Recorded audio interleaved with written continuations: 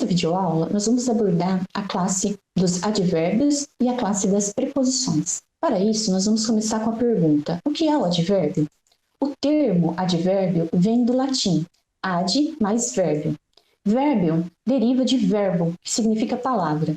Ou seja, o advérbio é a palavra que se coloca perto de qualquer palavra, e não apenas perto do verbo, como nós aprendemos muitas vezes a partir da gramática tradicional. Vamos começar focalizando as propriedades gramaticais do advérbio. Do ponto de vista morfológico, os advérbios são palavras invariáveis. É isso que os diferencia dos adjetivos, visto que muitos adjetivos funcionam como advérbios. Como nós podemos ver nesse exemplo, nós aproveitamos e vamos junto. Nesse caso, nós temos um adjetivo funcionando como advérbio, e é por isso que ele não é apresentado como juntos. Do ponto de vista sintático, os advérbios são palavras relacionadas, então, ao verbo, ao substantivo, ao adjetivo ou a outro advérbio, classes sobre as quais eles vão se aplicar. Por exemplo, ele é muito homem, no sentido de muito viril e muito generoso. Em relação às funções do advérbio na sentença, o exame das funções sintáticas mostra que eles podem atuar como adjuntos e como marcadores gramaticais. Os advérbios que funcionam como adjunto podem operar como adjunto adverbial e como adjunto adsentencial. Isso a depender da classe sobre a qual eles se aplicam. Quando o advérbio funciona como adjunto adverbial, ele poderá ser focalizado na sentença por meio de outros advérbios, como apenas e só. Assim como nós vemos nos exemplos, a partir de discutiu francamente seu problema. Eu posso focalizar: discutiu apenas francamente, discutiu só francamente.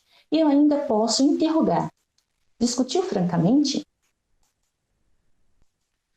O adjunto adsentencial ocorre quando os advérbios podem ficar junto também de toda a sentença.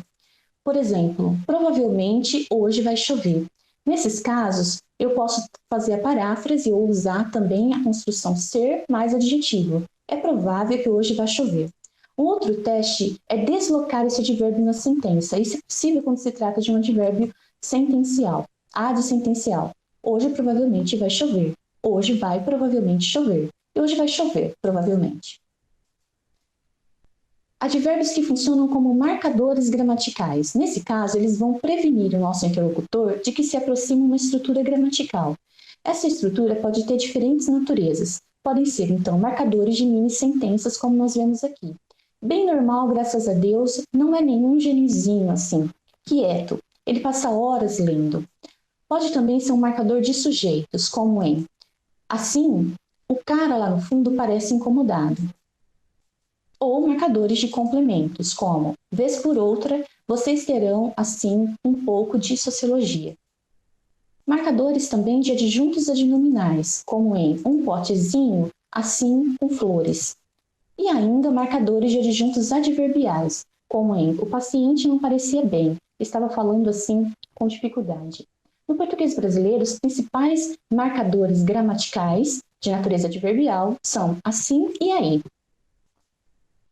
Em relação à transitividade, os advérbios que são derivados de verbos e de adjetivos transitivos conservam essa propriedade de selecionar complementos. Por exemplo, nós temos agiu vinculadamente ao estrangeiro. Estudar os fatos gramaticais separadamente de seu contexto não nos levará muito longe. Então, nós temos os complementos ao estrangeiro e de seu contexto.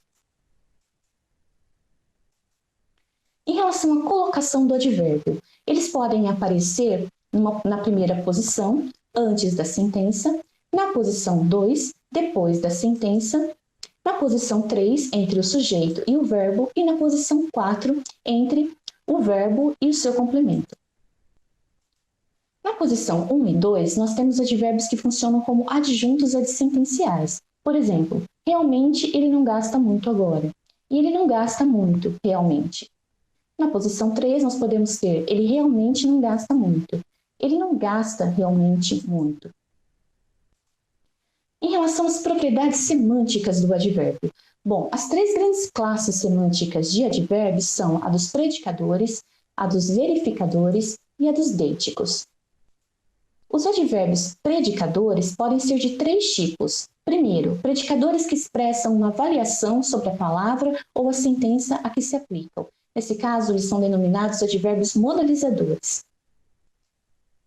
Predicadores que expressam uma qualidade da palavra que se aplicam, e nesse caso, eles são advérbios qualificadores. E predicadores que expressam a quantidade de indivíduos expressos na palavra a que se aplicam. Nesse caso, eles são advérbios quantificadores. Em relação aos advérbios predicadores modalizadores, que são chamados na gramática tradicional de advérbios de modo. Eles têm a função de modalizar, e modalizar significa expressar uma avaliação sobre o conteúdo de uma palavra ou da sentença, podendo considerá-lo como verdadeiro, como obrigatório ou mesmo como duvidoso. Nesse caso, expressamos essa avaliação por meio dos advérbios predicadores modalizadores. Se considerarmos, então, que o sentido da sentença é verdadeiro, usaremos advérbios do tipo realmente, como vemos aí no exemplo. Evidentemente, a ele caberá tomar a decisão. Se considerarmos de outra forma que há dúvidas, sobre o que estamos dizendo, usaremos advérbios do tipo de talvez, como no exemplo. Talvez essa escola não tenha esse objetivo. Se acharmos que o conteúdo das expressões é obrigatório, nós usaremos advérbios do tipo obrigatoriamente. Por exemplo, toda e qualquer cirurgia no campo médico implica obrigatoriamente em despesas. Podemos expressar ainda nossa reação a propósito do sentido de uma palavra ou de uma sentença. Nesse caso, vamos usar advérbios como, por exemplo, felizmente. Não existe preocupação com os estudos, lamentavelmente. O segundo tipo, os advérbios predicadores qualificadores, vão adicionar à classe sobre a qual se aplicam um traço semântico de que essa expressão não dispunha previamente. Os advérbios que qualificam guardam relações com os adjetivos. Isso ocorre, por exemplo, com bem e mal, que são parecidos com os adjetivos bom e mal. Por exemplo, comi muito mal ontem. Ao qualificar, nós podemos graduar as expressões, intensificando-as ou atenuando-as. É o que fazem os advérbios como muito, mais, como bem, pouco. Por exemplo, gostaria demais de ter tido mais irmãos. Qualificamos também quando apresentamos o sentido das expressões sobre as quais os advérbios se aplicam como algo aproximativo. Por exemplo, no caso de quase. A professora, no fundo, ela é uma orientadora, porque quase sempre ela é procurada pelos alunos. O terceiro tipo é a dos advérbios predicadores quantificadores. A predicação quantificadora é o processo pelo qual se modifica a propriedade de designar o conjunto de indivíduos expresso pela classe a que o advérbio se aplica. Então, por exemplo, podemos quantificar um verbo indicando quantas vezes a ação ou o estado que ele expressa ocorrem. Nesse caso, temos os quantificadores aspectualizadores, como é o caso, por exemplo, de frequentemente. Vamos ver um exemplo com um outro advérbio quantificador. Ele geralmente fala alto, fala aos berros. Podemos delimitar também, restringir o que estamos falando a determinado campo científico ou uma determinada opinião pessoal. Aqui nós temos os quantificadores delimitadores, como, por exemplo, economicamente o negócio não deu certo, mas sociologicamente falando, até que foi bom. Então, eu estou delimitando o conteúdo da minha fala do ponto de vista econômico e do ponto de vista sociológico. Advérbios verificadores. Eles verbalizam o resultado de uma comparação que fica implícita. O resultado dessa comparação é destacar a classe a que se aplicam, incluir ou excluir elementos de um conjunto. Vejamos os exemplos. Podemos focalizar trechos da sentença. Esse é o papel dos advérbios verificadores focalizadores. Por exemplo, você pegou justamente a laranja que eu ia pegar. Podemos incluir ou excluir indivíduos de um conjunto. Esses são os verificadores de inclusão e de exclusão. Por exemplo, aquela atriz magrinha de televisão é bailarina também, a que eu estou incluindo. Teremos de matricular menos alunos do laboratório de física, e aqui eu estou excluindo alguns alunos. Podemos negar ou afirmar uma dada realidade que acontece no mundo por meio de advérbios verificadores de afirmação ou de negação. Por exemplo, sim, foi isso mesmo que eu falei. Os advérbios deíticos, bom, são aqueles que localizam no espaço ou no tempo um indivíduo ou um evento expresso pelo verbo. Os advérbios deíticos de lugar podem ser antes, durante, depois, em cima, embaixo, atrás, à frente e assim por diante.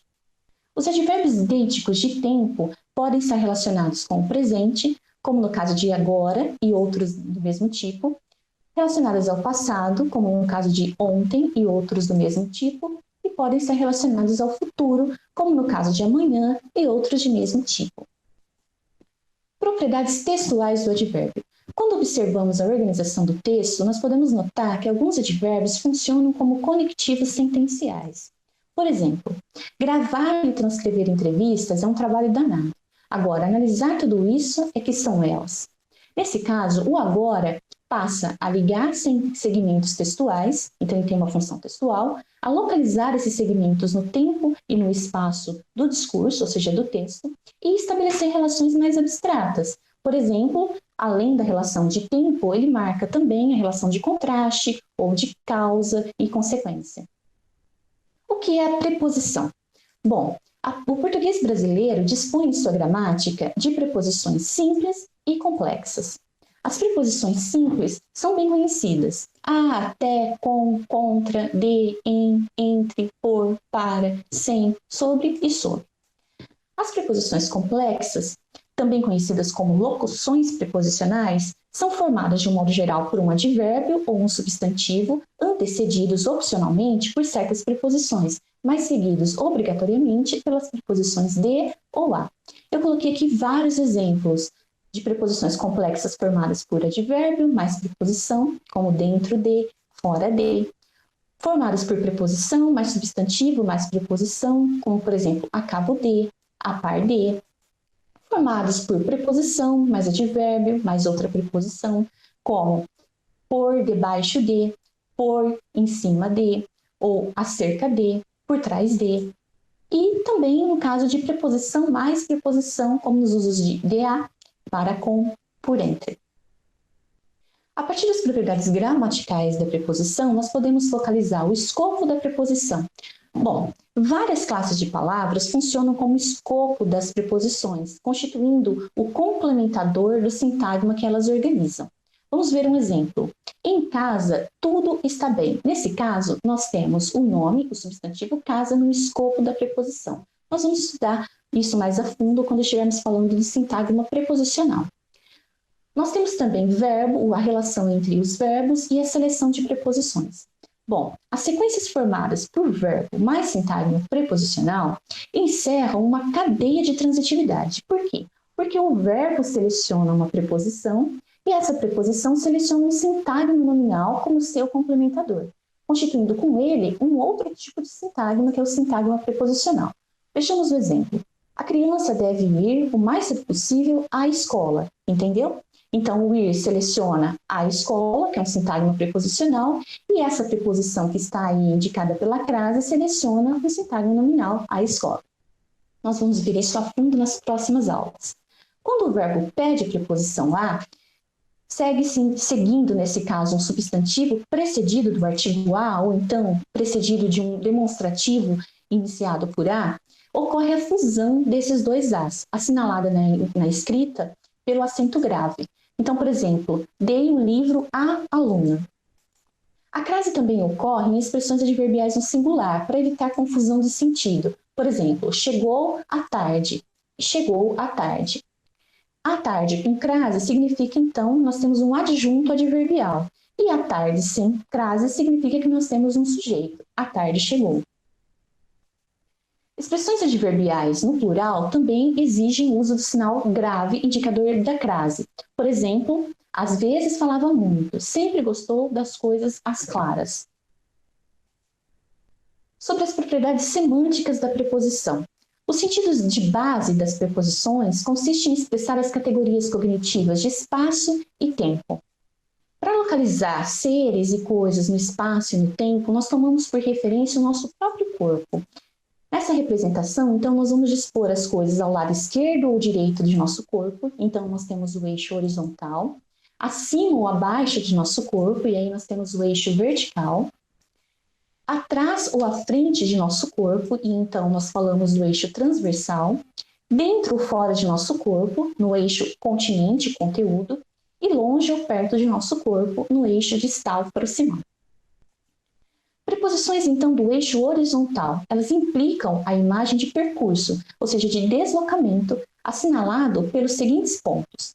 Nós podemos assinalar com um ponto inicial, um ponto de origem, como, por exemplo, em tirei a estante da sala, ou a partir de hoje não aceitarei mais reclamações. Viajarei desde a Patagônia até a Guiana Inglesa. Podem indicar também um ponto medial, como, por exemplo, esta estrada passa por Araçatuba. Podem indicar um ponto final ou uma meta, como, por exemplo, em eu ia à escola ou eu ia para a escola, ia na escola, mas agora não vou mais. Estou lotado até o pescoço de tanto trabalho. As preposições do eixo vertical podem estar relacionadas com um ponto superior, como, por exemplo, sabe o livro que estava em cima da estante? Pois é, caiu sobre minha cabeça. Podem indicar também um ponto inferior, como, por exemplo, quando eu estava sob o viaduto ou embaixo do viaduto, um ônibus despencou lá de cima.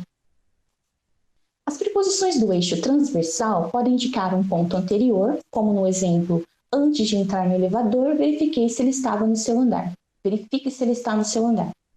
Pode indicar um ponto posterior, como, por exemplo, começou a tossir após ter comido o bolo de fubá.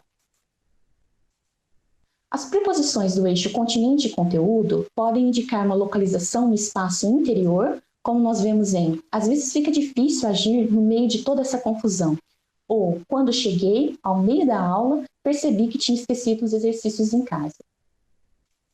Podem indicar também uma localização no espaço exterior, por exemplo, em morar bem é morar fora da cidade. As preposições do eixo longe e perto atuam numa localização proximal, como, por exemplo, em moro perto de um posto de gasolina, na beira do asfalto. E podem indicar uma localização distal, do tipo longe dos olhos, perto do coração. A lista de preposições, então, que eu estou apresentando e que aparece após cada eixo é meramente exemplificativa, pois o mesmo item pode integrar mais de um eixo, isso porque, como nós já estudamos nas outras videoaulas, as palavras são polifuncionais. E esse também é o caso da preposição. Por exemplo, o doce está na geladeira. Aqui eu tenho a preposição em atuando no eixo continente-conteúdo. Fui na feira. A mesma preposição atua agora no eixo horizontal. Propriedades textuais da preposição. Elas podem atuar nas construções de tópico preposicionadas. Nesse caso, elas criam a moldura à volta da qual girará todo o texto. Essa moldura opera na modalização ou na temporalização e ou ainda na delimitação desse texto. Vamos ver os exemplos. Então, uma construção de tópico modalizadora. Porventura, esses mesmos estudantes pobres não têm uma casaca para o seu passeio? Então, nesse caso aqui, a construção preposicional, o sintagma preposicional, modaliza, indicando dúvida, tudo aquilo que foi dito vai ser dito posteriormente nesse tópico. Construção de tópico temporalizadora. Depois disso, para que continuar insistindo nesse ponto? Nesse caso, o sintagma preposicional vai temporalizar tudo que será dito depois no tópico. E construção de tópico delimitadora. Por exemplo, com respeito à globalização, gostaria que o senhor falasse sobre o significado da globalização no mundo moderno. Então, delimita o assunto que será tratado. Preposições e conectividade textual. As construções de tópico preposicionadas funcionam também como conectivos textuais, associando unidades discursivas, como nós podemos ver aqui nesse exemplo. As chuvas chegaram com uma fúria incontrolável, as lavouras foram destruídas, perdeu-se a criação. Com isso, ou desse modo, os prejuízos se avolumaram e a miséria se abateu sobre a região. Tendo visto agora um pouco sobre os advérbios e sobre as preposições, nós já estamos prontos para iniciar as nossas aulas sobre os sintagmas.